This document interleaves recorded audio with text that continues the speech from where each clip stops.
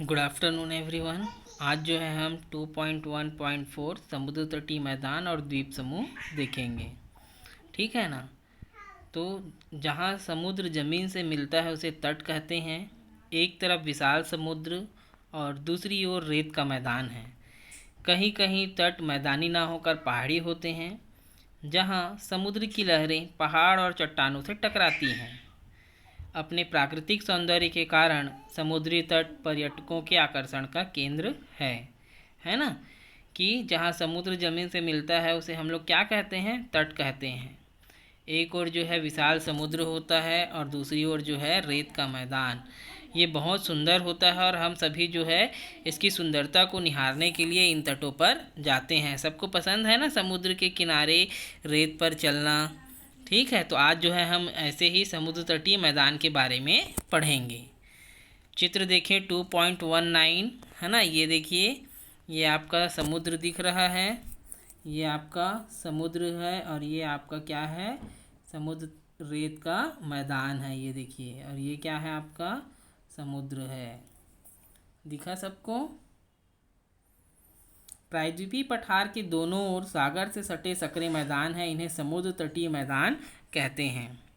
सह्याद्री घाट के पश्चिम में गुजरात के कच्छ और काठियावाड़ से मुंबई और गोवा से होते हुए केरल के दक्षिणी छोर तक पश्चिमी तटीय मैदान फैला हुआ है। देखिए, मैं ये नक्शे में आपको दिखाता हूँ कि हमारा जो मैदान है वो कहाँ से कहाँ तक फैला हुआ है। देखिए, आप लोगों को दिखेगा। ये देखिए, ये जो है हमारा डेल्टाई क्षेत्र से लेकर के जो है ये दिख रहा है आपको, ये नीचे हमारा आ जाएगा केरल तक। ये हमारा क्या है, पूर्वी तटीय मैदान है बच्चों। और ये जो पूरा हिस्सा है द्वारका, पोरबंदर, मुंबई होते हुए रत्नागिरी, मंगलुरु होते हुए केरल तक आ जाएगा। ये हमारा जो है पश्चिमी तटीय मैदान क्षेत्र है। ठीक है ना। और ऊपर का जो हिस्सा है, ये वाला हिस्सा क्या है, हमारा जो है पर्वतीय क्षेत्र है।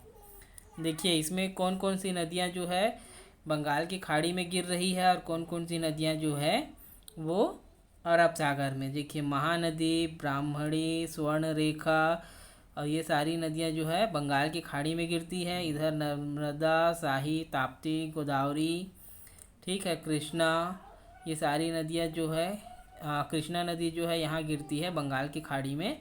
बाकी ये नदियाँ जो है सब अरब सागर में गिर रही हैं।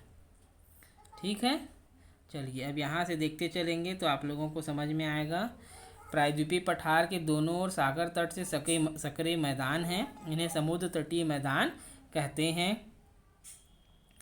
है ना। पूर्वी तटीय मैदान गंगा ब्रह्मपुत्र डेल्टा से महानदी, गोदावरी, कृष्णा, कावेरी के डेल्टाओं को जोड़ते हुए कन्याकुमारी तक फैला हुआ है। ये देखिए, यहाँ से जो हम लोग पढ़े अभी, वो यहाँ से ये कृष्णा, कावेरी, गोदावरी डेल्टाओं को लेकर कन्याकुमारी तक फैला हुआ है।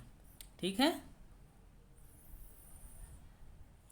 पश्चिम का तटीय मैदान पूर्वी मैदान की तुलना में सकरा है। इन दोनों तटीय मैदानों का निर्माण और यहाँ की स्थलाकृतियाँ एक दूसरे से अलग हैं। ऐसा क्यों, चलिए हम पता लगाते हैं। तो सबसे पहला है भूगर्भिक शक्तियों और हलचलों के कारण तटीय स्थल का समुद्र में डूबना, जिसे निमज्जन कहते हैं। इसके विपरीत सागर के भीतर से नए स्थलों का निर्माण होना, जिसे उन्मज्जन कहते हैं। अर्थात जब कभी धरातलीय प्रक्रियाओं के कारण कोई भाग नीचे धंस जाता है तब वह निमज्जन की क्रिया होती है, और वैसे ही कोई भाग जो है भूगर्भिक हलचल के कारण ऊपर उठाता है उसे हम उन्मज्जन कहते हैं। उन्मज्जन की क्रिया के द्वारा ही द्वीपों का निर्माण होता है। दूसरा, लंबे समय तक नदियों द्वारा लाए हुए अवसादों के जमाव से मैदान का निर्माण होता है। तीसरा है समुद्र के जल स्तर में हमेशा बदलाव होते रहता है। ये तीन कारण हैं जिसकी वजह से जो है समुद्र तटीय मैदानों का निर्माण होता है।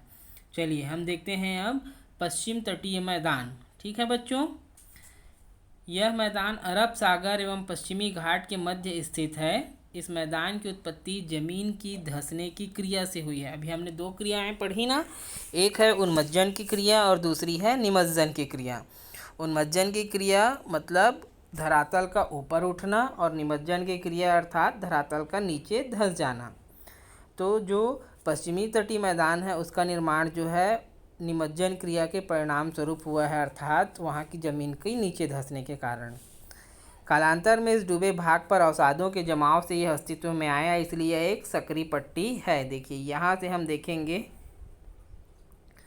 तो हमको जो है अपना पश्चिमी तटीय मैदान दिखाई दे रहा है। देखिए चित्र में बम्बई, रत्नागिरी एकदम बिल्कुल जो ग्रीन एरिया दिख रहा है ना, देखिए ग्रीन एरिया में अगर हम देखें तो हमारा जो है पूर्वी भाग जो है क्या है, ज़्यादा चौड़ा दिख रहा है, जबकि पश्चिमी भाग देखिए बिल्कुल पतला सकरा है। इसीलिए कहा गया है कि जो हमारा पश्चिमी मैदान है वो क्या है, सकरा है।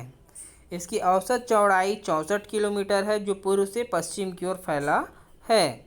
इसका ढाल तीव्र है, इसमें बहने वाली नदियाँ इस मैदान को समानांतर रूप से काटती है। एक ठीक है, ये नदियाँ छोटी एवं तीव्र वेग वाली है, इस कारण ये अपने साथ बहुत कम अवसाद लाती है तथा अपने मुहाने पर जमा भी नहीं कर पाती है। ये अवसाद गहरे सागर तल तक पहुंच जाते हैं। इनका मुहाना खुला रहता है, जिसे हम एस्चुरी कहते हैं। मैंने डेल्टाई वाला जब पार्ट पढ़ा रहा था तब आप लोगों को बताया था कि एस्चुरी जितनी भी नदियाँ बंगाल की खाड़ी में गिरती हैं वे डेल्टा बनाती हैं, और जितनी भी नदियाँ अरब सागर में गिरती है वे एस्चुरी बनाती है। एस्चुरी एक्चुअल में है क्या, तो जो अरब सागर में गिरने वाली नदियां हैं वो छोटी हैं परंतु उसकी गति तेज होती है, इसलिए जो है अवसादों का निर्माण कम करती है या अपने साथ कम अवसाद लेकर आती है। और ना ही नदियां सागर में मिलने से पहले अपने मुहाने पर इसे जमा करती हैं, इसे ही हम एस्चुरी कहते हैं। जबकि डेल्टाई क्षेत्रों में नदियां जो है बहुत सारा अवसाद अपने साथ बहा कर लाती हैं और गिरने से पहले जो है उसे अपने सामने जमा कर देती है, जिससे एक दलदली मैदान का निर्माण हो जाता है, होता है ना। उसे ही हम क्या कहते हैं, डेल्टा। और विश्व का सबसे बड़ा डेल्टा कौन सा है, मैंने बताया था आप लोगों को, सुंदरवन का डेल्टा। चलिए, दमन से गोवा तक के मैदान को कोंकण का मैदान। यह तट बहुत कटा फटा है। मुंबई बंदरगाह इसी मैदान में स्थित है। गोवा से मंगलुरु तक के मैदान को कर्नाटक या मैसूर का मैदान कहते हैं। चलिए, दमन से गोवा तक के मैदान को, जिसे कोंकण का मैदान कहते हैं, हम लोग देख लेते हैं। गोवा से दमन दिखा क्या, हाँ ये देखिए दमन दिख रहा है हमको, ये है हमारा दमन। तो ये वाला जो हिस्सा है वो क्या कहलाता है, ये वाला हिस्सा है वो कोंकण का मैदान कहलाता है। और ये बहुत कटा फटा है, और यहीं पर ही जो है क्या है, मुंबई बंदरगाह है।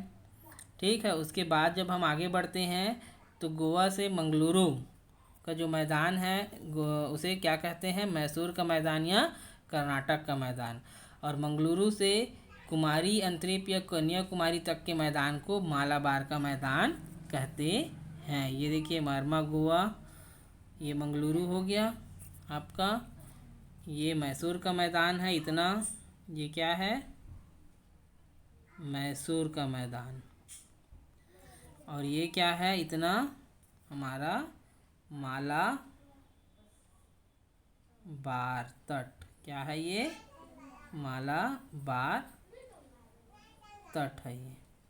ठीक है बच्चों,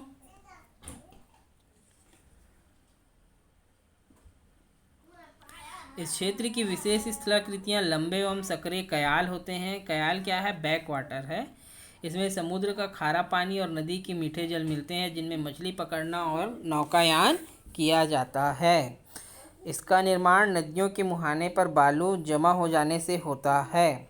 कोची बंदरगाह ऐसी ही जगह पर स्थित है। देखिए ये है आपका क्या है, ये आपका बैक वाटर है। देखिए नौकायान किया जा रहा है और इसमें जो है मछलियाँ पकड़ी जाती है।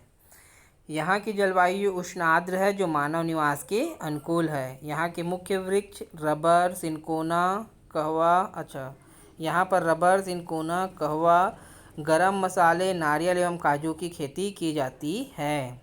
निचले मैदान में गन्ना एवं धान तथा ऊपरी पहाड़ी ढालों पर चाय की खेती होती है।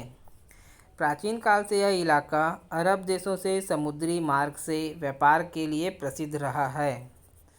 मध्यकाल में वास्को डी गामा अपने बेड़े के साथ यहीं पहुंचा था। जब हमने पढ़ा था ना वास्को डी गामा द्वारा जो है यात्रा, तो अपने पूरे समूह के साथ जो है वो यही भाग पर जो है पहुंचा था। पुर्तगालियों ने गोवा को अपना प्रमुख केंद्र बनाया था। इस मैदान के उत्तरी भाग को गुजरात के मैदान के नाम से भी जाना जाता है। इसमें कच्छ एवं सौराष्ट्र, प्रायद्वीप का तटवर्ती क्षेत्र एवं गुजरात का आंतरिक मैदान सम्मिलित है। यहाँ बनास, माही, साबरमती, नर्मदा एवं ताप्ती नदियाँ बहती है। कच्छ सौराष्ट्र का मैदान अर्ध शुष्क, नमकीन एवं रेतीला है। वर्षा ऋतु में यह भाग बाढ़ग्रस्त एवं दलदली हो जाता है। इस क्षेत्र में खनिज तेल मिलने से इस क्षेत्र के आर्थिक विकास में तेजी आई है। ठीक है, तो हमने जो है अभी पश्चिमी तटीय मैदान के बारे में जाना कि इसकी कुल चौड़ाई जो है 64 किलोमीटर है। यह निमज्जन की क्रिया के परिणाम स्वरूप बना है कि वहाँ की ज़मीन धंस गई, फिर नदियों द्वारा बहाकर अवसाद जमा किया गया और फिर बाद में जो है इस मैदान का निर्माण हुआ। इसे मालाबार तट, कोंकण का मैदान और मैसूर के मैदान के नाम से भी जानते हैं। ठीक है बच्चों, यहाँ पर उष्ण आर्द्र जलवायु पाई जाती है जो मानव के लिए अनुकूल है। इस तट में जो है एस्चुरी का निर्माण होता है। यहाँ की नदियाँ जो है क्या नहीं बनाती है, डेल्टा नहीं बनाती है। प्रमुख फसलें जो है सिनकोना, रबर, कहवा, गरम मसाले, नारियल एवं काजू हैं। वास्को डी गामा जो है यहीं पर जो है अपने बेड़े के साथ पहुंचा था। कल जो है हम क्या देखेंगे, कल जो है हम अपना पूर्वी तटीय मैदान देखेंगे। कोई भी डाउट होगा तो ज़रूर पूछेंगे। Thank you.